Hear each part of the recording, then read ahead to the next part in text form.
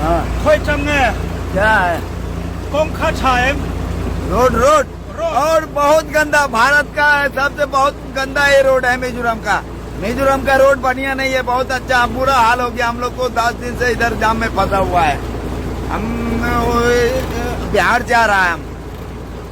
ओ बिहारी हम बिहारी है, लेकिन ये रोड मिजोरम में भारत से ज्यादा खराब है। इंडिया से ओवर खराब ये रोड मिजोरम स्टेट।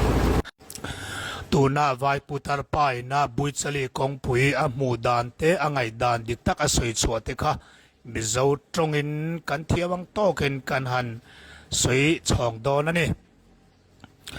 มาสายกับมิงซูบิฮารีกันยะ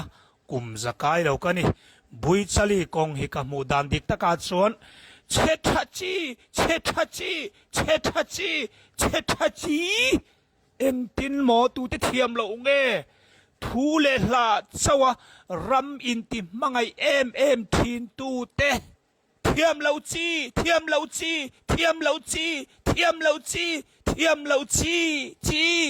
ไว้ขัดเจนหันสวยนั่นเลยเตเชทัจี